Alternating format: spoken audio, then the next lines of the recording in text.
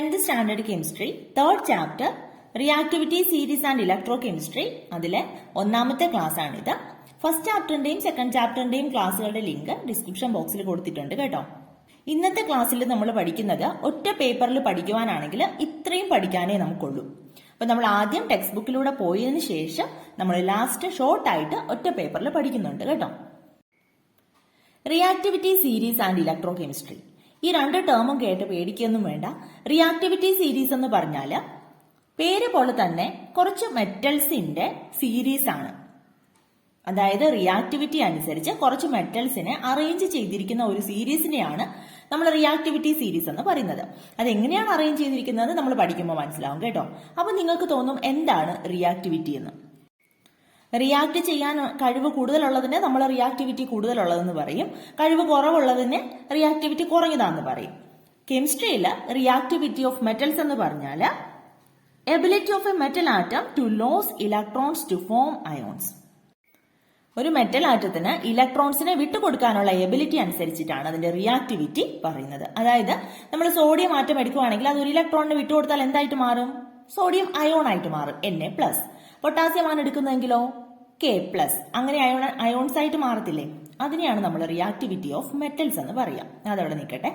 Then electrochemistry. Electrochemistry എന്ന് പറഞ്ഞാൽ എന്താ? സിമ്പിൾ ആയിട്ട് പറയുവാണെങ്കിൽ the relationship between chemical reaction and electricity. Chemical റിയാക്ഷനും ഇലക്ട്രിസിറ്റിയും തമ്മിലുള്ള ഒരു റിലേഷൻഷിപ്പിനെയാണ് നമ്മൾ ഇലക്ട്രോകെമിസ്ട്രി എന്ന് പറയുന്നത്. കെമിസ്ട്രിയുടെ തന്നെ ഒരു ബ്രാഞ്ച് ആണ് ഇലക്ട്രോകെമിസ്ട്രി എന്ന് പറയുന്നത്. ഇവിടെ നിങ്ങൾക്ക് ഈ ചാപ്റ്ററിൽ കുറച്ച് പിക്ചേഴ്സ് കൊടുത്തിട്ടുണ്ട്. ഇതൊക്കെ നമുക്ക് ചിലത് പരിചിതമായിട്ടുള്ളതാണ്. ഇത് ഇലക്ട്രിസിറ്റിയുടെ സിമ്പിൾ ആണ്, അറിയാം. നിങ്ങൾ ഫിസിക്സിലാണ് കുറച്ചുകൂടെ കൂടുതലായിട്ട് ഇത് പഠിച്ചിട്ടുള്ളത്. ബാറ്ററീസ് കൊടുത്തിട്ടുണ്ട്, കണ്ടോ, ടോർച്ച് കൊടുത്തിട്ടുണ്ട്. അപ്പോൾ ഇത് കുറെ സെൽസ് ആണ്, ബാറ്ററീസ് ആണ്. അപ്പൊ ഇതിൽ കുറെ വ്യത്യസ്തങ്ങളായിട്ടുള്ള മെറ്റൽസ് ഉപയോഗിക്കുന്നുണ്ട് ഇതിനകത്ത്, ഇല്ലേ? ചിലപ്പോൾ ഒരു സെല്ലിൽ തന്നെ ഒന്നിൽ കൂടുതൽ മെറ്റൽസ് ഉപയോഗിക്കുന്നുണ്ട്, ഡിഫറെന്റ് ആയിട്ടുള്ള മെറ്റൽസ് ഉപയോഗിക്കുന്നുണ്ട്. അപ്പൊ അതെന്താ ഡിഫറെന്റ് ആയിട്ടുള്ള മെറ്റൽസ് ഉപയോഗിക്കുന്നതിന് കാരണം? ഇനി മെറ്റൽസ് എല്ലാം ഒരുപോലെയാണോ? അല്ല. മെറ്റൽസ് കെമിക്കൽ റിയാക്ഷൻസിൽ പങ്കെടുക്കുന്നതും വളരെ വ്യത്യസ്തതയുണ്ട്. അതായത് ചില മെറ്റൽസ് വളരെ പെട്ടെന്ന് റിയാക്ട് ചെയ്യും കെമിക്കൽ റിയാക്ഷനിൽ, ചിലത് റിയാക്ട് ചെയ്യില്ല, ചിലത് വളരെ പതുക്കെ റിയാക്ട് ചെയ്യുള്ളൂ. മെറ്റൽസിന്റെ റിയാക്ടിവിറ്റിയിലുള്ള ഡിഫറൻസ് മനസ്സിലാക്കിയിട്ടാണ് ഓരോ സെല്ലിലും ഏത് മെറ്റൽ ഉപയോഗിക്കണം എന്നൊക്കെ തീരുമാനിക്കുന്നത്. അപ്പൊ എങ്ങനെയാണ് ഈ മെറ്റൽസിന്റെ റിയാക്ടിവിറ്റി കണ്ടുപിടിക്കുക എന്നാണ് നമ്മൾ ആദ്യം നോക്കുന്നത്. അതിന് 3 കാര്യങ്ങളാണ് നമ്മൾ ചെയ്യാൻ പോകുന്നത്. മെറ്റൽസിനെ വാട്ടറുമായിട്ട് റിയാക്ട് ചെയ്യുന്നത് എങ്ങനെയാണെന്ന് നോക്കുക, ഒന്നാമത്തത്. രണ്ടാമത്തത്, ഈ മെറ്റൽസ് എങ്ങനെയാണ് എയറുമായിട്ട് റിയാക്ട് ചെയ്യുന്നത്. മൂന്നാമത്തത്, മെറ്റൽസ് എങ്ങനെയാണ് ആസിഡുമായിട്ട് റിയാക്ട് ചെയ്യുന്നത്. അപ്പൊ ഈ 3 കാര്യങ്ങൾ നോക്കുമ്പോൾ തന്നെ മെറ്റൽസിന്റെ ഒരു റിയാക്ടിവിറ്റിയിലുള്ള വ്യത്യാസം നമുക്ക് മനസ്സിലാക്കാൻ സാധിക്കും. ഒന്നാമത്തത്, reaction of metals with water. ഈ മെറ്റൽസ് വാട്ടറുമായിട്ട് എങ്ങനെയാണ് റിയാക്ട് ചെയ്യുന്നത് നോക്കാം. നോക്കിയേ, 3 ബീക്കർ എടുക്കുക. 3 ബീക്കറിലും ഈക്വൽ എമൗണ്ട് ഓഫ് വാട്ടർ എടുക്കുക. വാട്ടർ എടുത്തിട്ടുണ്ട്. ഇതിനകത്തേക്ക് 3 മെറ്റൽസ് നമ്മൾ ഇടാൻ പോവുകയാണ് കേട്ടോ. 3 മെറ്റൽസ്. ഒന്നാമത്തേതിൽ സോഡിയം ഇടുക. സോഡിയം മെറ്റല് സെയിം അളവിലുള്ള മെറ്റലാണ് ഇടേണ്ടത് കേട്ടോ. സെയിം വെയിറ്റിലുള്ള മെറ്റല് ഇടുക. സോഡിയം ഒന്നാമത്തേൽ ഇട്ടു, രണ്ടാമത്തേൽ മഗ്നീഷ്യം ഇട്ടു, മൂന്നാമത്തേൽ കോപ്പർ ഇട്ടു. ഒന്നാമത്തേതിൽ ഏതാ ഇട്ടത്? സോഡിയം. രണ്ടാമത്തേല് മഗ്നീഷ്യം, മൂന്നാമത്തേല് കോപ്പർ. ഇത് 3ലും വാട്ടർ ആണ് എടുത്തിട്ടുള്ളത്, സെയിം അളവില്. ഇപ്പൊ ഇവ എങ്ങനെയാണ് റിയാക്ട് ചെയ്യുന്നത് നോക്കാം. ഈ സോഡിയം ഇട്ട ബീക്കറിൽ പെട്ടെന്ന് റിയാക്ഷൻ നടക്കും. സോഡിയം വെള്ളത്തിന് മുകളിലൂടെ ഓടി നടന്ന് പെട്ടെന്ന് അത് റിയാക്ട് ചെയ്യും. നമ്മൾ ചെറിയ ക്ലാസ്സിൽ പഠിച്ചിട്ടുണ്ട്, സോഡിയം വെള്ളവുമായിട്ട് തീവ്രമായിട്ട് റിയാക്ട് ചെയ്യുന്നത് കൊണ്ടാണ് സോഡിയവും പൊട്ടാസ്യം ഒക്കെ നമ്മൾ മണ്ണെണ്ണയിൽ സൂക്ഷിക്കുന്നതെന്ന്, ഇല്ലേ? പഠിച്ചിട്ടില്ലേ? Then magnesium. മഗ്നീഷ്യം കുറച്ചുകൂടെ സോഡിയത്തിനേക്കാളും കുറച്ചുകൂടെ സ്ലോയിലാണ് റിയാക്ട് ചെയ്യുന്നത്. കോപ്പർ ആണെങ്കിലോ റിയാക്ട് ചെയ്യത്തില്ല. കോപ്പർ നമ്മുടെ വീട്ടിൽ കിട്ടുമല്ലോ. സോഡിയവും മഗ്നീഷ്യവും ഒന്നും നമ്മുടെ വീട്ടിൽ കിട്ടില്ല. കോപ്പർ കാണുമല്ലോ, ചെമ്പിന്റെ എന്തെങ്കിലും പാത്രമോ എന്തെങ്കിലും വെള്ളത്തിനകത്ത് ഇട്ട് നോക്കിയേ, അത് എന്തെങ്കിലും റിയാക്ട് ചെയ്യുന്നുണ്ടോ? റിയാക്ട് ചെയ്യില്ല.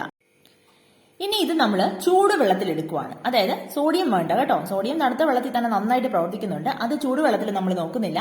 മഗ്നീഷ്യവും കോപ്പറും നമ്മൾ ചൂടുവെള്ളത്തിൽ ഹോട്ട് വാട്ടർ എടുക്കുവാണ്. ഇതിനങ്ങ് ചൂടാക്കിയാലും മതി. ഹോട്ട് വാട്ടറിൽ എടുക്കുവാണ് മഗ്നീഷ്യവും കോപ്പറും. ഹോട്ട് വാട്ടറിൽ എടുക്കുമ്പോൾ മഗ്നീഷ്യം റിയാക്ട് ചെയ്യും, മഗ്നീഷ്യം കുറച്ച് റിയാക്ട് ചെയ്യും. പക്ഷെ കോപ്പർ ചൂടുവെള്ളത്തിലും റിയാക്ട് ചെയ്യില്ല. അപ്പൊ നമുക്ക് ഇതില് ഈ 3 മെറ്റൽസിലും റിയാക്ട് ചെയ്യുന്നതിനനുസരിച്ച് നമുക്ക് എങ്ങനെ ഇതിനെ എഴുതാൻ പറ്റും? അതായത് സോഡിയം ആണ് ഏറ്റവും നന്നായിട്ട് റിയാക്ട് ചെയ്യുന്നത് ഇല്ലേ? അത് കഴിഞ്ഞിട്ടോ മഗ്നീഷ്യം, അത് കഴിഞ്ഞിട്ട് കോപ്പർ. അപ്പൊ സോഡിയം ഏറ്റവും കൂടുതൽ റിയാക്ട് ചെയ്യുന്നുണ്ട്. ഏറ്റവും കൂടുതൽ വരുന്നതാണ് ഈ വായ തുറന്നിരിക്കുന്ന ഭാഗം. ഇത് പലർക്കും അറിയായിരിക്കും, എന്നാലും മറന്നു പോകുന്ന ചിലരുണ്ട്. ചിലർ തിരിച്ചിടും, ഇങ്ങോട്ടിടും അങ്ങോട്ടിടും, ഇങ്ങോട്ടാണോ അങ്ങോട്ടാണോ എന്ന് ഇപ്പോഴും സംശയമുള്ളവരുണ്ട്. ഇപ്പൊ ഗ്രേറ്റർ ദാൻ എന്ന സിമ്പൽ വരുമ്പോൾ ഏറ്റവും കൂടുതൽ ഉള്ളിടത്തോട്ടാണ് വാ തുറന്നിരിക്കുന്നത് കേട്ടോ. കുറഞ്ഞിരിക്കുന്നിടത്ത് വാ തുറക്കത്തില്ല, അങ്ങനെ ഓർത്താൽ മതി. അപ്പോൾ സോഡിയത്തിനാണ് കൂടുതൽ റിയാക്ടിവിറ്റി ഇതിലുള്ളതിൽ, ദെൻ മഗ്നീഷ്യം, ദെൻ കോപ്പർ. നോക്കി, അതാണ് ഈ ടെക്സ്റ്റ് ബുക്കിൽ പറയുന്നത്. 3 ബീക്കർ എടുക്കുക, അതിൽ sodium, magnesium and copper same size and drop each 1 to each beaker. Observe the reaction. Which metal reacts vigorously? ഏതാണ് വളരെ തീവ്രമായിട്ട് റിയാക്ട് ചെയ്തത്? Sodium. Which gas is formed as A result of this reaction? ഈ റിയാക്ഷന്റെ ഫലമായിട്ട് ഏത് gas ആണ് form ചെയ്തത്? അത് നമ്മൾ പറയാൻ വിട്ടുപോയല്ലോ. റിയാക്ട് ചെയ്തപ്പോൾ ഏത് ഗ്യാസ് ആണ് ഫോം ചെയ്തത്? അപ്പൊ സോഡിയം വാട്ടറുമായിട്ടൊക്കെ റിയാക്ട് ചെയ്യുന്ന സമയത്ത് ഹൈഡ്രജൻ ഗ്യാസ് ആണ് ഫോം ചെയ്യുന്നത് കേട്ടോ, hydrogen. Write down its chemical reaction. ഇതിന്റെ കെമിക്കൽ റിയാക്ഷൻ എഴുതുക. അതായത് സോഡിയവും വാട്ടറും തമ്മിൽ റിയാക്ട് ചെയ്യുന്ന Na+H2O ഗീവ്സ്, സോഡിയം വാട്ടറുമായിട്ട് റിയാക്ട് ചെയ്യുമ്പോൾ സോഡിയം ഹൈഡ്രോക്സൈഡും NaOH ഹൈഡ്രജനും കിട്ടും. ഇക്വേഷൻ ബാലൻസ് ചെയ്ത് എഴുതണം. ഇക്വേഷൻ ബാലൻസ് ചെയ്യുന്നതൊക്കെ നമ്മൾ പഠിച്ചിട്ടുണ്ട്. ഇക്വേഷൻ ബാലൻസ് ചെയ്യുമ്പോൾ 2Na+2H2O ഗീവ്സ് 2NaOH+H2 എന്ന് കിട്ടും. Drop magnesium and copper metal in hot water and observe the difference in there reactions. Record observations of these 2 experiments in the table given below. അപ്പോൾ പിന്നെ ചൂടുവെള്ളത്തിൽ ഇട്ട് നോക്കുക. സോഡിയം നമ്മൾ called വാട്ടറിൽ കണ്ടു. കോൾഡ് വാട്ടറിൽ എങ്ങനെയായിരുന്നു? റിയാക്ട് ചെയ്തു അല്ലെ? React vigorously.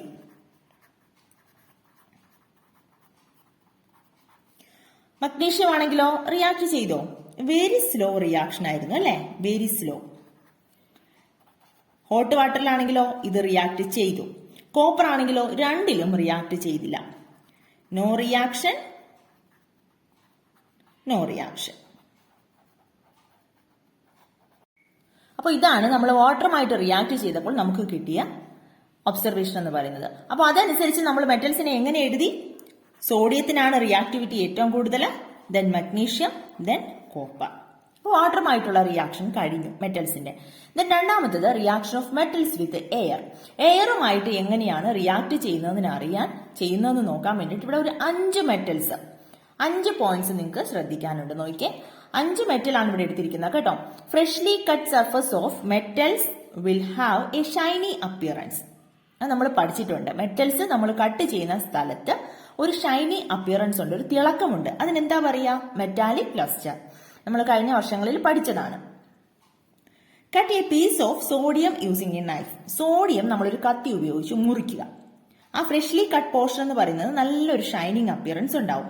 പക്ഷെ അത് കുറെ സമയം കഴിയുമ്പോൾ മങ്ങാൻ തുടങ്ങും. ആ ഒരു ഷൈനി അപ്പിയറൻസ് എന്ത് ചെയ്യും? മങ്ങി തുടങ്ങും. അതെന്തുകൊണ്ടാണ്?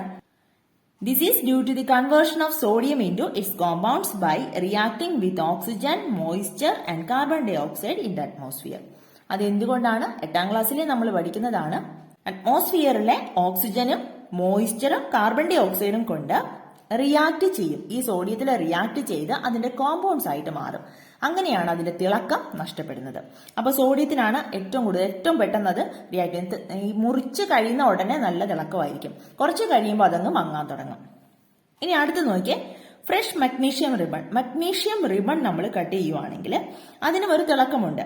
പക്ഷെ അത് കുറച്ച് ദിവസം കഴിയുമ്പോഴാണ് അതിന്റെ ഒരു തിളക്കം നഷ്ടപ്പെട്ടുകൊണ്ടിരിക്കുന്നത്. അറ്റ്മോസ്ഫിയറിക് എയറുമായിട്ട് റിയാക്ട് ചെയ്യുമ്പോൾ ഈ പറഞ്ഞതുപോലെ തന്നെ ഓക്സിജനും മോയ്സ്ചറും കാർബൺ ഡൈ ഓക്സൈഡുമായിട്ട് റിയാക്ട് ചെയ്ത് അതിന്റെ കോമ്പൗണ്ട്സ് ഉണ്ടാകുന്ന കാരണം അതിന്റെ തിളക്കം നഷ്ടപ്പെട്ടുകൊണ്ടിരിക്കും. അത് സോഡിയത്തിനേക്കാളും കുറച്ചുകൂടെ പതിയാണ് ഇതിന്റെ തിളക്കം നഷ്ടപ്പെടുന്നത്.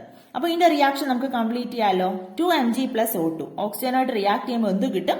2MgO, magnesium oxide. ദെൻ അടുത്ത് നമ്മൾ എടുക്കുന്നത് അലുമിനിയം. അപ്പൊ ഇവിടെ നമ്മൾ സോഡിയത്തിന്റെ കേസ് പറഞ്ഞു, ദെൻ പറഞ്ഞത് മഗ്നീഷ്യത്തിന്റെ കേസ് പറഞ്ഞു. അത് കഴിഞ്ഞ് നമ്മൾ പറയുന്ന അലുമിനിയത്തിന്റെ കേസാണ്. അലുമിനിയം പാത്രങ്ങൾ നമ്മൾ കണ്ടിട്ടുണ്ടല്ലോ. അലുമിനിയം പാത്രങ്ങൾ വാങ്ങുമ്പോൾ നമുക്ക് നല്ല തിളക്കമായിരിക്കും അല്ലേ?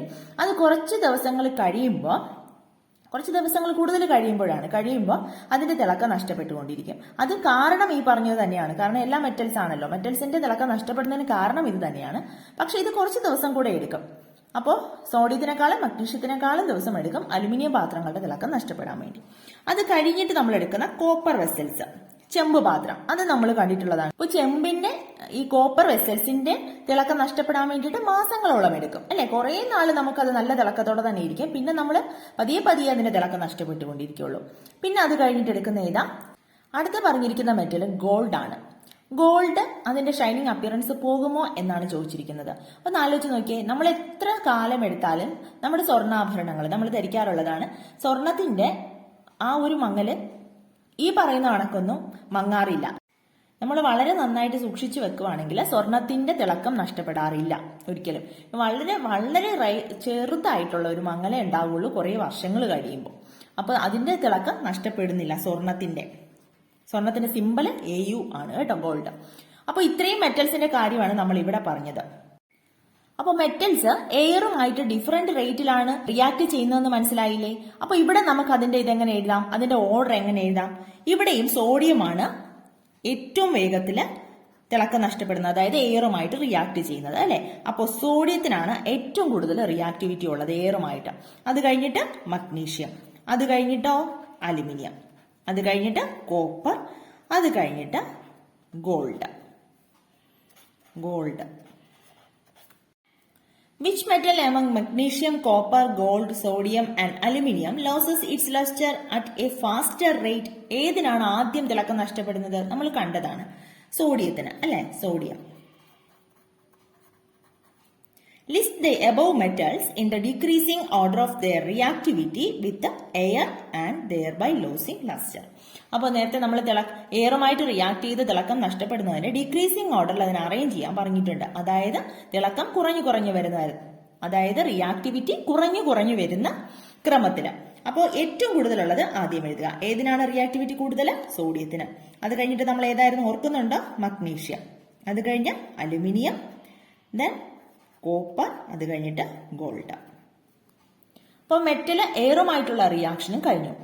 Then reaction of metals with acid. ആസിഡുമായിട്ട് മെറ്റൽസ് എങ്ങനെയാണ് റിയാക്ട് ചെയ്യുന്നത് നോക്കാം.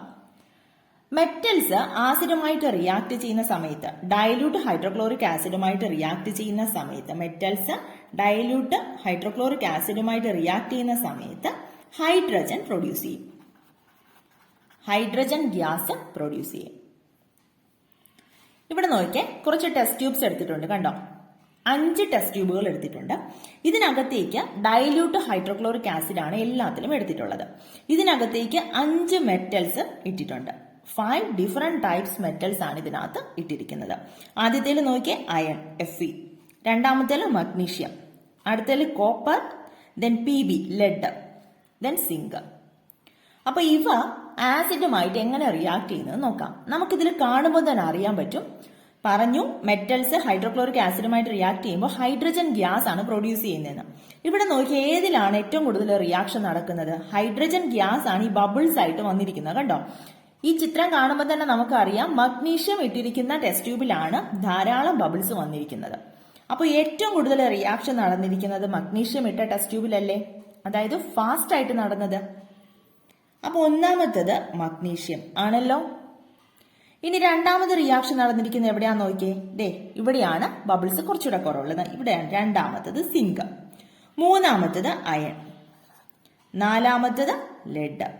ഒരു റിയാക്ഷനും സംഭവിക്കാതെ കോപ്പർ ഇവിടെ കിടപ്പുണ്ട്. കോപ്പർ വെള്ളത്തിലും റിയാക്ഷൻ സംഭവിച്ചില്ല, എയറിലും അത്ര പെട്ടെന്ന് അങ്ങോട്ടില്ല, എന്നാലും ചെറുതായിട്ടുണ്ട്. ആസിഡിലും ഒരു റിയാക്ഷനും ഇല്ല. അപ്പൊ ഇതിന്റെ ഓർഡർ ഒന്ന് എഴുതാമല്ലോ. എങ്ങനെയാണ് മെറ്റൽസ് ആസിഡുമായിട്ട് റിയാക്ട് ചെയ്യുന്നത് എങ്ങനെ എഴുതാം? ഒന്നാമത്തത് മഗ്നീഷ്യം, രണ്ടാമത്തത് സിങ്ക്, മൂന്നാമത്തത് അയൺ, നാലാമത്തത് ലെഡ്, അഞ്ചാമത്തത് കോപ്പർ. അപ്പൊ നമ്മള് വാട്ടറുമായിട്ട് റിയാക്ട് ചെയ്തതനുസരിച്ച് കുറച്ച് മെറ്റൽസിനെ അറേഞ്ച് ചെയ്തു, എയറുമായിട്ട് റിയാക്ട് ചെയ്തതിനനുസരിച്ച് മെറ്റൽസിനെ അറേഞ്ച് ചെയ്തു, ആസിഡുമായിട്ട് റിയാക്ട് ചെയ്തതനുസരിച്ചും അതിന്റെ റിയാക്ടിവിറ്റി അനുസരിച്ച്, അതായത് റിയാക്ടിവിറ്റി കൂടിയതിൽ നിന്ന് റിയാക്ടിവിറ്റി കുറഞ്ഞതിലേക്ക് മെറ്റൽസിനെ അറേഞ്ച് ചെയ്തു. ഈ 3 റിയാക്ഷൻസും വെച്ചിട്ട് മെറ്റൽസിനെ റിയാക്ടിവിറ്റി വരുന്നതിൽ നിന്ന് കുറഞ്ഞതിലേക്ക്, റിയാക്ടിവിറ്റി കൂടിയതിൽ നിന്ന് കുറഞ്ഞതിലേക്ക് അറേഞ്ച് ചെയ്യുന്ന ഒരു സീരീസ് ഉണ്ടാക്കിയെടുത്തു. അതിനെയാണ് നമ്മൾ റിയാക്ടിവിറ്റി സീരീസ് എന്ന് പറയുന്നത്. The series obtained by arranging some of the metals in the decreasing order of the reactivity is known as reactivity series. അതിനെയാണ് നമ്മൾ റിയാക്ടിവിറ്റി സീരീസ് എന്ന് പറയുന്നത്. നോക്കിയേ, ഇതാണ് ആ റിയാക്ടിവിറ്റി സീരീസ്. കണ്ടോ, ഇതിനകത്ത് 14 എലമെന്റ്സ് ഉണ്ട്. പൊട്ടാസ്യം, സോഡിയമാണ് നമ്മൾ കൂടുതൽ റിയാക്ട് ചെയ്യുന്ന കാര്യം നമ്മൾ കണ്ടത്. പൊട്ടാസ്യം സോഡിയം ഏതാണ്ട് ഒരുപോലെയാണ് കേട്ടോ. സോഡിയത്തിനേക്കാളും കുറച്ചുകൂടെ റിയാക്ടിവിറ്റി കൂടുതലാണ് പൊട്ടാസ്യത്തിന്. Potassium, sodium, calcium, magnesium, aluminium, zinc, iron, nickel, tin, lead, hydrogen, copper, silver, gold.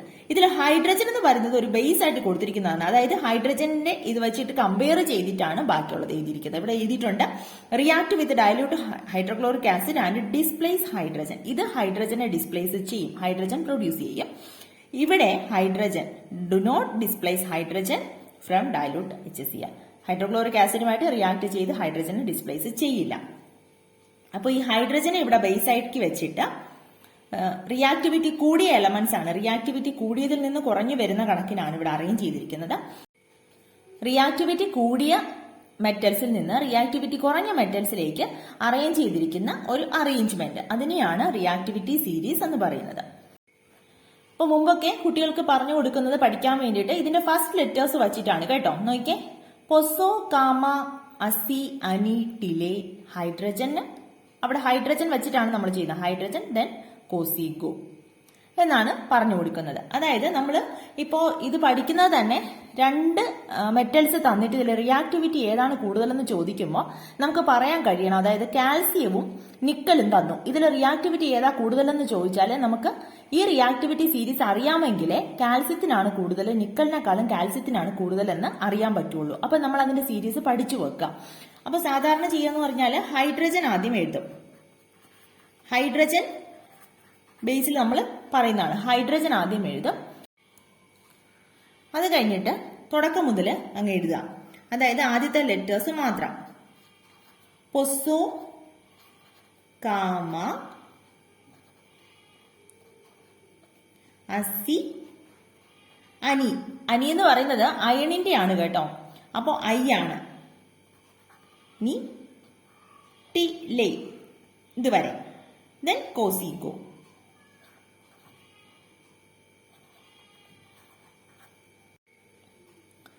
അതായത് ഇതിനെ potassium, sodium, calcium, magnesium, aluminium, zinc, iron, nickel, tin, lead, then hydrogen. Hydrogen നമുക്കറിയാം.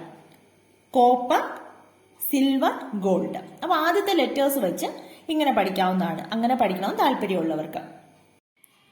പിന്നെ ഞാനൊരിടത്ത് ഒരു കോഡ് കണ്ടതെന്ന് വെച്ചാൽ രണ്ടാമത്തെ ഒരു മെത്തേഡാണ് കേട്ടോ. അതിൽ കോഡിൽ പറയുന്നതെന്ന് പറഞ്ഞാൽ PSC പരീക്ഷ എഴുതാൻ വേണ്ടിയിട്ട് മെയ്സിൻ എന്ന് പറയുന്ന ഒരാള് കേട്ടോ, മെയ്സിൻ എന്ന് പറയുന്ന ആള് PSC എക്സാം എഴുതാൻ വേണ്ടിയിട്ട് പോയി. അയാള് പോയ സമയത്ത് ഒരു ടിന്നില് ലഡു കൂടെ കൊണ്ടാണ് പോയത്. എന്താണ്? ലഡു കൂടെ കഴിക്കാൻ കൊണ്ടുപോയി. അങ്ങനെ കൊണ്ടുപോകുന്ന വഴിക്ക് ഹൈഡ്രജൻ ബലൂൺ കണ്ടു. Hydrogen balloon. ഇയാൾ ഏത് പരീക്ഷയ്ക്കാ പോയെന്നറിയോ? കോപ്സ് എന്നാ അതിൽ എഴുതിയിരുന്നു കേട്ടോ. കോപ്സ് എന്ന് പറഞ്ഞാൽ പോലീസ് പരീക്ഷ എന്നാ പറയുന്ന കോപ്സിന് പോയി ഗോൾഡ് മെഡൽ കിട്ടി. ഇതൊരു കോഡായിട്ട് ഞാൻ കണ്ടതാണ്. നിങ്ങൾക്ക് യൂസ്ഫുൾ ആകുന്നെങ്കിൽ എന്ന് കരുതി ഞാൻ പറയുന്നതാണ്. PSC പരീക്ഷ എഴുതാൻ വേണ്ടിയിട്ട് മെയ്സൺ എന്നൊരാള് ടിന്നില് ലഡുവും കൊണ്ട് പോയപ്പോൾ ഹൈഡ്രജൻ ബലൂൺ കണ്ടു. പരീക്ഷയ്ക്ക് പോവല്ലേ, അയാൾ മേടിച്ചില്ല. കോപ്സ് പരീക്ഷയ്ക്കാണ് അയാൾ പോയത്, അതായത് പോലീസിന്റെ പരീക്ഷയ്ക്കാണ് പോയത്. ഗോൾഡ് മെഡൽ അയാൾക്ക് കിട്ടി. PSC എന്ന് പറയുന്നതിൽ P potassium, S sodium, C calcium, M magnesium, aluminium, zinc, I iron, N nickel. ഇനി ടിൻ എന്ന് പറയുന്നത് ടിൻ തന്നെയാണ്. ഈ ലഡു എന്ന് പറയുന്നത് ലെഡ്, ദെൻ ഹൈഡ്രജൻ. അത് കഴിഞ്ഞിട്ട് COP എന്ന് പറയുന്നത് കോപ്പർ, S എന്ന് പറയുന്നത് സിൽവർ, ദെൻ ഗോൾഡ്. അപ്പൊ ഇത്രയും മെറ്റൽസ് ഇതിൽ തന്നെ അടങ്ങിയിട്ടുണ്ട്. അപ്പൊ ഇങ്ങനെ ഒറ്റ സെന്റൻസ് ആയിട്ട് പഠിക്കാൻ പറ്റുന്നവർ അങ്ങനെ പഠിക്കാം. നിങ്ങൾക്ക് ഇഷ്ടമുള്ള കോഡ് ഉപയോഗിച്ച് പഠിക്കാം കേട്ടോ. ഇതിന്റെ ഓർഡർ ഒന്ന് ഓർത്ത് വച്ചിരിക്കണം. അപ്പൊ നിങ്ങൾക്ക് സ്വന്തമായിട്ട് കോഡ് ഉണ്ടാക്കാൻ പറ്റുമെങ്കിൽ അങ്ങനെ കോഡ് ഉണ്ടാക്കി പഠിക്കാം. അപ്പോൾ ഈ മെറ്റൽസിനെ നമുക്കൊരു കഥ പോലെ ഓർത്ത് വെക്കാൻ വേണ്ടിയിട്ട് ഒരു 14 നിലകളുള്ള ഒരു ഫ്ലാറ്റ് ഓർക്കുക. നിങ്ങൾക്ക് ഇഷ്ടമുള്ള ഫ്ലാറ്റ് മനസ്സിൽ ഓർക്കുക കേട്ടോ. നോക്കിയേ, ഏറ്റവും മുകളിലത്തെ നിലയിൽ ഒരു പൊട്ടനാണ് താമസിക്കുന്നതെന്ന് വിചാരിക്കാം. പൊട്ടൻ എന്ന് പറഞ്ഞാല് പെട്ടെന്ന് വയലന്റ് ആവുന്നതാണ്, അതായത് ഭയങ്കര റിയാക്റ്റീവ് സ്വഭാവമുള്ള ഒരാളാണ്. പൊട്ടൻ എന്ന് പറയുന്നതാണ് പൊട്ടാസ്യം. പൊട്ടാസ്യത്തിന്റെ സിമ്പൽ എന്തായിരുന്നു? കെ. നോക്കി, ഹൈഡ്രജന് മുകളിലോട്ട് 10 നിലകളെന്ന് ചിന്തിക്കുക. ഹൈഡ്രജൻ എന്ന് പറയുന്ന ഒരു കമ്പാരിസണിന് വേണ്ടിയിട്ട് കൊടുത്തിരിക്കുന്നതാണ്, റിയാക്ടിവിറ്റി സീരീസിൽ ഉൾപ്പെടുത്തിയിട്ടുണ്ടെന്നേ ഉള്ളൂ. അപ്പൊ നോക്കി, ഏറ്റവും മുകളിലത്തെ നിലയിൽ പൊട്ടാസ്യം, ഒരു പൊട്ടനാണ് ഉള്ളതെന്ന് നമ്മൾ പറഞ്ഞു. രണ്ടാമത്തെ നിലയിൽ, അതായത് അതിന്റെ തൊട്ട് താഴത്തെ നിലയിൽ ഒരു സോഡ കച്ചവടക്കാരനാണ് കേട്ടോ. സോഡ വിൽക്കുന്ന കച്ചവടക്കാരൻ, സോഡ. അപ്പോ അത് സോഡിയം. സോഡിയത്തിന്റെ സിമ്പല് എന്നെ. ഈ പൊട്ടൻ എന്ന് പറഞ്ഞില്ലേ, ആ മനുഷ്യൻ സോഡ കുടിക്കാൻ വേണ്ടിയിട്ട് ഇങ്ങോട്ട് പോരും. പക്ഷെ തൊട്ട് താഴെ താമസിക്കുന്നയാള് കാൽസ്യം. ആരാണ്? Calcium, Ca. ഈ കാൽസ്യം എന്ന് പറയുന്നയാള് ഭയങ്കര മാന്യനാണ് കേട്ടോ. അയാൾ ഈ സോഡ കുപ്പിയിലൊന്നും സോഡ കുടിക്കത്തില്ല. അയാൾക്ക് മഗ്ഗില് സോഡ കുടിക്കാനാണ് ഇഷ്ടം. എന്തിലാണ്? മഗ്ഗില്. അപ്പൊ തൊട്ട് താഴെ താമസിക്കുന്നത് മഗ് കച്ചവടക്കാരനാണ്. നമ്മുടെ മഗ്ഗില്ലേ, കപ്പ്, മഗ് കച്ചവടക്കാരനാണ്, അതായത് മഗ്നീഷ്യം. മഗ്നീഷ്യത്തിന്റെ symbol Mg. ഇനി തൊട്ട് താഴെ താമസിക്കുന്നയാള് അലുമിനിയം കച്ചവടക്കാരനാണ്. അലുമിനിയം പാത്രങ്ങളുടെ കച്ചവടക്കാരാണ് പുള്ളിക്ക്. അപ്പൊ അയാള് അലുമിനിയം പാത്രത്തിലെ സോഡ കുടിക്കത്തുള്ളൂ. Aluminium, Al. ഇനി ഇതിന്റെ തൊട്ട് താഴെ ഉണ്ടല്ലോ ഒരാളുണ്ട്, പക്ഷെ അയാൾക്ക് ഈ സോഡ ഇഷ്ടമില്ല. അയാൾ സിങ്ക് കച്ചവടക്കാരനാണ്, സിങ്ക്. അയാൾ ഈ സോഡ മേടിച്ചിട്ട് ഈ സിങ്കിൽ അങ്ങ് ഒഴിച്ചു കളയും. സിങ്ക് സ്പെല്ലിംഗ് വ്യത്യാസമുണ്ട്, ഞാൻ ഓർക്കാൻ വേണ്ടി പറഞ്ഞു എന്നേ ഉള്ളൂ കേട്ടോ. Zinc, simple Zn. ഇനി അതിന് തൊട്ട് താഴെ താമസിക്കുന്നയാള് ഇരുമ്പ് കച്ചവടക്കാരനാണ്, അയൺ കച്ചവടക്കാരനാണ്. അയാള് ഇരുമ്പ് പാത്രത്തിലേ കുടിക്കത്തുള്ളൂ, അയൺ. ഇനി അതിന്റെ തൊട്ട് താഴെ താമസിക്കുന്നയാള് കുടിക്കത്തില്ല, അവിടെ നിന്ന് കുടിക്കത്തില്ല. അയാള് നിക്കലാണ് കേട്ടോ തൊട്ട് താഴെ താമസിക്കുന്നത്. അയാള് കുടിക്കാതെ ഒരു ബോട്ടിൽ സോഡ വാങ്ങി നിക്കറിന്റെ പോക്കറ്റിലിട്ടിട്ട് പോകും. ടീച്ചർ വൃത്തിയോട് പറയാമെന്നൊന്നും വിചാരിക്കരുത്, നമ്മൾ ഓർക്കാൻ വേണ്ടിയിട്ടാണ് പഠിക്കുന്നത്, ഓർത്ത് വെക്കാൻ വേണ്ടിയിട്ട് എങ്ങനെ വേണമെങ്കിലും പഠിക്കാം. ഇപ്പോൾ നിക്കൽ Ni. ഇതിന്റെ തൊട്ട് താഴെ താമസിക്കുന്നയാള് ടിന്നിലെ കുടിക്കത്തുള്ളൂ, ടിന്നില്, ടിൻ. എന്റെ സിമ്പല് Sn. ഇനി ഇതിനെല്ലാം ലീഡ് ചെയ്യുന്ന ഒരാളുണ്ട് കേട്ടോ. അതാണ് തൊട്ടടുത്ത നിലയിൽ താമസിക്കുന്നത്, ലീഡ് ചെയ്യുന്ന ഒരാള്, അതായത് ലെഡ്, Pb. പിന്നെ തൊട്ട് താഴെ ഹൈഡ്രജൻ. ഇത് യാതൊരു ബന്ധവും ഇല്ല ഇവരുമായിട്ട്. ഹൈഡ്രജൻ ആണ് ഒരു ബേസ് എന്ന് പറയുന്നത്, ഹൈഡ്രജൻ. അപ്പൊ ഇതിന് മുമ്പേ ഉള്ളത് ഒന്നുകൂടെ നോക്കിയേ. ഇതിങ്ങനെ പറയുന്നതിന് കാര്യം എന്താണെന്നറിയോ? നമുക്കിപ്പോ കാൽസ്യവും ലെഡുമാണ് വരുന്നതെന്ന് വെച്ചോ, അതിന്റെ റിയാക്ടിവിറ്റി കൂടുതൽ ഏതാണെന്ന് അറിയാൻ നമ്മളിങ്ങനെ ഓർത്ത് നോക്കുമ്പോൾ, നമ്മളിങ്ങനെ സീരീസ് എഴുതി നോക്കിയില്ലെങ്കിലും നമ്മൾ ഈ ഫ്ലാറ്റ് ഒന്ന് ഓർമ്മിച്ച് നോക്കുവാണെങ്കിൽ കാൽസ്യം ആണോ മുകളിൽ വന്നത്, ലെഡ് ആണോ മുകളിൽ വന്നത് നമുക്ക് പെട്ടെന്ന് ഓർക്കാൻ പറ്റും. കാൽസ്യം അല്ലേ ആ മുകളിൽ ഉണ്ടായിരുന്ന ആള്, ലെഡ് എന്ന് പറയുന്ന ഇതെല്ലാം ലീഡ് ചെയ്ത ആള് താഴെയല്ലേ ഉള്ള ഹൈഡ്രജന് തൊട്ട് മുന്നേ എന്ന് ഓർത്തെടുക്കാൻ പറ്റുവാണെങ്കിൽ നമുക്ക് ആ സീരീസ് എഴുതി നോക്കണ്ട, ഏതാണ് ഏതിന് മുന്നിൽ വരുന്നതെന്ന് ഓർക്കാൻ പറ്റും. അപ്പൊ എങ്ങനെയായിരുന്നു നമ്മൾ പറഞ്ഞത്? ഫ്ലാറ്റിന്റെ ഏറ്റവും മുകളിൽ ഉണ്ടായിരുന്നത് ഒരു പൊട്ടനായിരുന്നു. അയാൾക്ക് സോഡ കുടിക്കണമെങ്കിൽ തൊട്ട് താഴെ സോഡ കച്ചവടക്കാരനുണ്ട്, അവിടെ വരും. അപ്പൊ പൊട്ടാസ്യം, ദെൻ സോഡിയം. അത് കഴിഞ്ഞ് തൊട്ട് താഴത്തെ നിലയിൽ താമസിച്ചിരുന്നത് ഒരു കാൽസ്യം ആയിരുന്നു. കാൽസ്യം ഒരു മഹാമാന്യനായിരുന്നു, അതുകൊണ്ട് അയാൾ ബോട്ടിൽ കുടിക്കത്തില്ല, മഗ്ഗിലേ കുടിക്കത്തുള്ളൂ. അപ്പൊ തൊട്ട് താഴെയുള്ള മഗ് കച്ചവടക്കാരൻ്റെ ഇല്ലെന്ന്, അതായത് മഗ്നീഷ്യം, അവിടെ ചെന്ന് മഗ് വാങ്ങി ഒഴിച്ചങ്ങ് കുടിക്കും. അത് കഴിഞ്ഞ് തൊട്ട് താഴെ താമസിച്ചിരുന്നത് അലുമിനിയം കച്ചവടക്കാരനായിരുന്നു, അലുമിനിയം പാത്രങ്ങളുടെ കച്ചവടം. അലുമിനിയം പാത്രത്തിലെ അയാൾ സോഡ കുടിക്കത്തുള്ളൂ, അപ്പോൾ അലുമിനിയം. അത് കഴിഞ്ഞ് തൊട്ട് താഴെയുള്ള ആള് സോഡ ഇഷ്ടമില്ല, സിങ്ക് കച്ചവടക്കാരനായിരുന്നു, സിങ്കിൽ അയാൾ അങ്ങ് ഒഴിച്ചു കളയും. ഇനി അതിന്റെ തൊട്ട് താഴെ ഇരുമ്പ് പാത്രങ്ങൾ വിൽക്കുന്ന കച്ചവടക്കാരൻ, അയൺ ആണ്. അയാള് അയൺ പാത്രങ്ങളിൽ, ഇരുമ്പ് പാത്രങ്ങളിലേ കുടിക്കത്തുള്ളൂ. അപ്പോൾ ഓർത്ത് വെച്ചോണേ ഈ ഓർഡർ തെറ്റിപ്പോരുത്. അത് കഴിഞ്ഞിട്ടുള്ള ആൾ എന്ത് ചെയ്യും? ഇരുമ്പ് കച്ചവടക്കാരൻ കഴിഞ്ഞിട്ട് തൊട്ട് താഴത്തെ നിലയിൽ താമസിക്കുന്നയാള് സോഡ വാങ്ങിയിട്ട് നിക്കറിന്റെ പോക്കറ്റിൽ ഇട്ടിട്ട് പോവും, നിക്കൽ Ni. ദെൻ അതിന് തൊട്ട് താഴെയുള്ള ആളോ ടിന്നിലെ കുടിക്കത്തുള്ളൂ, ടിൻ. ടിന്നിൽ ഒഴിച്ചു കുടിക്കും. ഇതെല്ലാം ലീഡ് ചെയ്യുന്ന ഒരാളുണ്ട്, ലെഡ്. അത് കഴിഞ്ഞിട്ട് ഹൈഡ്രജൻ. ഇനി ഇതിന്റെ തൊട്ട് താഴെ കണ്ടോ 3 കടകളുണ്ട്. ഇതിന്റെ തൊട്ട് താഴെ 3 കടകളുണ്ട്. അതിൽ ആദ്യത്തേതെന്ന് പറയുന്നത് കോപ്പർ കടയാണ്. കോപ്പർ എന്ന് പറഞ്ഞാല് ചെമ്പ് പാത്രങ്ങൾ വിൽക്കുന്ന ഒരു കട, കോപ്പർ. അത് കഴിഞ്ഞിട്ട് സിൽവർ കട. സിൽവർ എന്ന് പറഞ്ഞാൽ വെള്ളി ആഭരണങ്ങൾ വിൽക്കുന്ന ഒരു കട. അത് കഴിഞ്ഞിട്ട് സ്വർണ്ണക്കട, ഗോൾഡ്, സ്വർണ്ണക്കട. അപ്പോൾ ഓർത്തോ, ഈ ഫ്ലാറ്റിന് താഴെ 3 കടയുണ്ട്. ആദ്യത്തേത് ചെമ്പ് പാത്രങ്ങളുടെ കടയാണ്. ഇതൊന്ന് മനസ്സിൽ ഓർത്ത് വെച്ചിരുന്നാൽ മതി. ചെമ്പ് പാത്രങ്ങളുടെ കടയാണ്. അത് കഴിഞ്ഞിട്ട് വെള്ളി ആഭരണങ്ങൾ വിൽക്കുന്ന ഒരു കടയാണ്. ദെൻ അത് കഴിഞ്ഞിട്ട് ഒരു ജ്വല്ലറിയാണ്, സ്വർണ്ണക്കട. അപ്പൊ ഒന്ന് ഓർത്ത് എഴുതി നോക്കിക്കേ. ഇതിന്റെ സീരീസ് നമുക്ക് കാണാതെ എഴുതാൻ പറ്റുമോ നോക്കാം. ആദ്യം ഹൈഡ്രജൻ എഴുതുക. ഹൈഡ്രജൻ ആണല്ലോ എന്റെ ബേസ് ആയിട്ടുള്ളത്. ഹൈഡ്രജൻ എഴുതുക. ബാക്കിയുള്ള മെറ്റൽസ് ഒന്ന് ഓർത്ത് എഴുതി നോക്കാം. ഏറ്റവും മുകളിൽ നിന്ന് തുടങ്ങാം. ഏറ്റവും മുകളിൽ എന്തായിരുന്നു? ആ ഫ്ലാറ്റിന്റെ ഏറ്റവും മുകളിൽ ഉണ്ടായിരുന്നത് ഒരു പൊട്ടനായിരുന്നു താമസിച്ചിരുന്നത്, അതായത് പൊട്ടാസ്യം. പൊട്ടാസ്യത്തിന്റെ സിമ്പിൾ K. ഞാൻ സിമ്പിൾ മാത്രമേ എഴുതുന്നുള്ളൂ, ഓർക്കുക, പൊട്ടാസ്യം. ദെൻ ഈ പൊട്ടൻ സോഡ കുടിക്കാൻ വേണ്ടിയിട്ട് താഴെ വന്നു അല്ലേ. അവിടെ താമസിച്ചിരുന്ന ആരാ? സോഡ കച്ചവടക്കാരൻ, സോഡിയം. ദെൻ അത് കഴിഞ്ഞിട്ടോ അതിന്റെ തൊട്ട് താഴെ താമസിച്ചിരുന്ന ആരാ? കാൽസ്യം. ഈ കാൽസ്യം എന്തിലായിരുന്നു സോഡ കുടിക്കുന്നത്? മഗ്ഗില്, മഗ്നീഷ്യം. ഈ മഗ്നീഷ്യത്തിന്റെ തൊട്ട് താഴെ താമസിച്ചിരുന്നത് അലുമിനിയം കച്ചവടക്കാരനായിരുന്നു. അയാള് അലുമിനിയം പാത്രത്തിലായിരുന്നു സോഡ കുടിച്ചത്. അത് കഴിഞ്ഞിട്ടോ അതിന്റെ തൊട്ട് താഴെ താമസിച്ചിരുന്നയാള് സിങ്കില് ഒഴിച്ചു കളഞ്ഞു, സോഡ ഇഷ്ടമില്ല. ദെൻ അത് കഴിഞ്ഞിട്ടോ അയൺ പാത്രത്തിലാണ് സോഡ കുടിച്ചത്. അത് കഴിഞ്ഞിട്ട് വന്ന ആള് നിക്കറിന്റെ പോക്കറ്റില് സോഡ വാങ്ങിയിട്ടുണ്ട് പോകും. അപ്പോൾ അത് നിക്കൽ. ദെൻ അത് കഴിഞ്ഞ് ടിന്നിലാണ് അടുത്തയാൾ കുടിച്ചത്.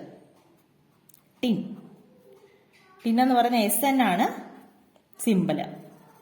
ഹൈഡ്രജൻ കുറച്ചുകൂടെ താഴ്ത്തിയിടാം. ടിൻ കഴിഞ്ഞു. ഇതെല്ലാം ലീഡ് ചെയ്യുന്ന ഒരാളുണ്ടായിരുന്നു, ലെഡ്, PP. ഇനി ഹൈഡ്രജന്റെ തൊട്ട് താഴെ നമ്മൾ എന്താ പറഞ്ഞത്? 3 കടകൾ ഉണ്ടായിരുന്നു. ഒന്നാമത്തത് ഏത് കടയായിരുന്നു? ചെമ്പ് കട, ചെമ്പ് പാത്രങ്ങളുള്ള കോപ്പറിന്റെ കട. ദെൻ അത് കഴിഞ്ഞിട്ട് സിൽവർ കട, AG. ദെൻ അത് കഴിഞ്ഞ് ലാസ്റ്റ് ഗോൾഡ്. അപ്പൊ എക്സാമിന് കഥയൊന്നും എഴുതി വെക്കരുത്. റിയാക്ടിവിറ്റി സീരീസ് ആണ് നമ്മൾ പഠിച്ചത്. അതായത് ഈ മെറ്റൽസ് ഏറ്റവും റിയാക്ടിവിറ്റി കൂടിയ മെറ്റൽസിൽ നിന്ന് റിയാക്ടിവിറ്റി കുറഞ്ഞ മെറ്റൽസിലോട്ട്. ഈ ഹൈഡ്രജന് നമ്മൾ അതിന്റെ ഒരു ബേസ് ആയിട്ട് എടുത്തു, കമ്പയർ ചെയ്യാൻ വേണ്ടിയിട്ടാണ്. ഞാൻ ഈ റിയാക്ടിവിറ്റി സീരീസ് എളുപ്പത്തിൽ ഓർക്കാൻ വേണ്ടിയിട്ട് 3 മെത്തേഡ് പറഞ്ഞേ ഉള്ളൂ. കാണാതെ പഠിക്കുന്നവർ അങ്ങനെ പഠിക്കുക, വേറെ കോഡ് ഉപയോഗിച്ച് പഠിക്കുന്നവർ അങ്ങനെ പഠിക്കാം. ഇതിലേതെങ്കിലും ഇഷ്ടപ്പെട്ടെങ്കിൽ അത് ഉപയോഗിച്ച് പഠിക്കാം. അപ്പൊ എങ്ങനെയെങ്കിലും ഒന്നത് പഠിച്ചു വെക്കാം. അത് പഠിച്ചാലേ നമ്മൾ അടുത്ത ക്ലാസ്സിൽ പഠിക്കുന്നത് കുറച്ചുകൂടെ ക്ലിയർ ആയിട്ട് പെട്ടെന്ന് നമുക്ക് പിടിച്ചെടുക്കാൻ പറ്റുള്ളൂ. അപ്പൊ ഇന്ന് നമ്മൾ പഠിച്ച കാര്യങ്ങൾ ഒറ്റ പേപ്പറിൽ ഷോർട്ടായിട്ട് നോക്കാൻ പോവാണ്. ഇന്ന് നമ്മൾ പഠിച്ചത് റിയാക്ടിവിറ്റി സീരീസ് ഓഫ് മെറ്റൽസ് ആണ്. അതായത് മെറ്റൽസിന്റെ റിയാക്ഷൻ അനുസരിച്ച് അതിനെ എങ്ങനെ അറേഞ്ച് ചെയ്തു. റിയാക്ടിവിറ്റി കൂടിയ മെറ്റൽസ് മുതൽ റിയാക്ടിവിറ്റി കുറഞ്ഞ മെറ്റൽസ് വരെ 14 മെറ്റൽസിനെ നമ്മൾ അറേഞ്ച് ചെയ്തു. അതിനെയാണ് നമ്മൾ റിയാക്ടിവിറ്റി സീരീസ് എന്ന് പറഞ്ഞത്. അപ്പോൾ അതിന്റെ റിയാക്ഷൻ ഓഫ് മെറ്റൽസ് ആണ് നമ്മൾ ആദ്യം പഠിച്ചത്. 3 ആക്ടിവിറ്റിയാണ് നമ്മൾ കണ്ടത്. അതായത് മെറ്റൽസ് വാട്ടറിൽ എങ്ങനെ റിയാക്ട് ചെയ്യുന്നു, മെറ്റൽസ് എയറിൽ എങ്ങനെ റിയാക്ട് ചെയ്യുന്നു, മെറ്റൽസ് ആസിഡിൽ എങ്ങനെ റിയാക്ട് ചെയ്യുന്നു.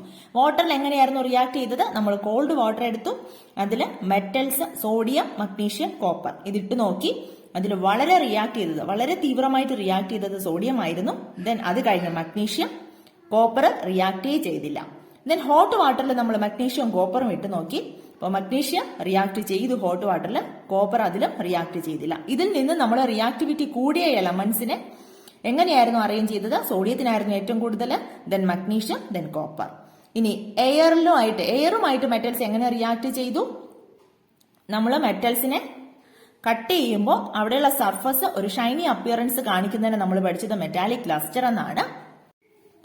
അപ്പൊ അതിൽ ആദ്യം നമ്മൾ സോഡിയം മെറ്റലിന്റെ കേസ് നോക്കി. സോഡിയം ഒരു കത്തി വെച്ച് കട്ട് ചെയ്യുന്ന സമയത്ത് ഷൈനി അപ്പിയറൻസ് ഉണ്ട്. അത് വേഗം തന്നെ എയറുമായിട്ട് റിയാക്ട് ചെയ്ത് ഫെയ്ഡ് ചെയ്യാൻ തുടങ്ങും. അതായത് oxygen, carbon dioxide, moisture ഇതുമായിട്ട് റിയാക്ട് ചെയ്ത സോഡിയത്തിന്റെ കോമ്പൗണ്ട്സ് ഉണ്ടാകുന്നതാണ് അതിന്റെ ഫെയ്ഡ്നെസ്സിന് കാരണം. ദെൻ മഗ്നീഷ്യം റിബൺ കട്ട് ചെയ്ത് നോക്കി. സോഡിയത്തിനേക്കാളും കുറച്ചുകൂടെ സമയമെടുത്താണ് അത് റിയാക്ട് ചെയ്യുന്നത്. ദെൻ അലുമിനിയം വെസൽസ് നമ്മൾ കണ്ടു. അലുമിനിയം പാത്രങ്ങൾ കാലക്രമേണ അത് തിളക്കം നഷ്ടപ്പെടുന്നു. കോപ്പർ വെസൽസ് മാസങ്ങളോളം എടുത്ത് അതിന്റെ തിളക്കം നഷ്ടപ്പെടുന്നു. ഗോൾഡ് വളരെ വർഷങ്ങൾ കഴിഞ്ഞാലും അതിന്റെ തിളക്കം നഷ്ടപ്പെടുന്നില്ല, വളരെ ചെറിയൊരു മങ്ങലൊക്കെ ഉണ്ടാവുന്നുള്ളൂ. അപ്പോൾ അത് നോക്കിയിട്ട് നമ്മൾ മെറ്റൽസിന്റെ ഓർഡർ എങ്ങനെ പറഞ്ഞു? സോഡിയത്തിനാണ് ഏറ്റവും കൂടുതൽ reactivity, then magnesium, then aluminium, then copper, then gold.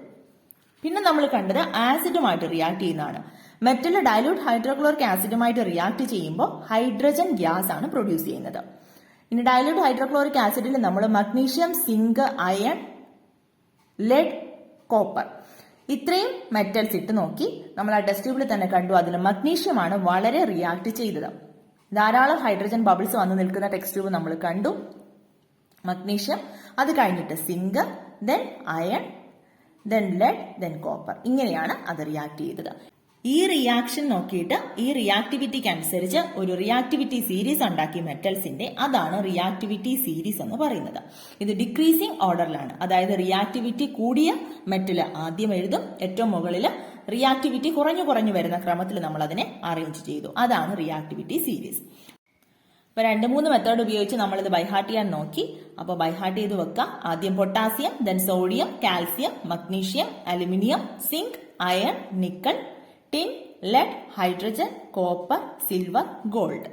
ഇത്രയും അടങ്ങുന്നതാണ് റിയാക്ടിവിറ്റി സീരീസ്. അപ്പൊ ഈ സീരീസ് പഠിച്ചു വെക്കുക. അപ്പോൾ ഇത് ക്ലിയർ ആയി മനസ്സിലായെന്ന് വിചാരിക്കുന്നു. നെക്സ്റ്റ് ക്ലാസ്സിൽ നമ്മൾ പഠിക്കുന്നത് reactivity series and displacement reactions ആണ്. അപ്പോൾ ഇതിന് ഈ റിയാക്ടിവിറ്റി സീരീസ് അത്യാവശ്യമാണ്. അപ്പോൾ പഠിച്ചു വെക്കുക. അടുത്ത ക്ലാസ്സിൽ കാണാം. താങ്ക്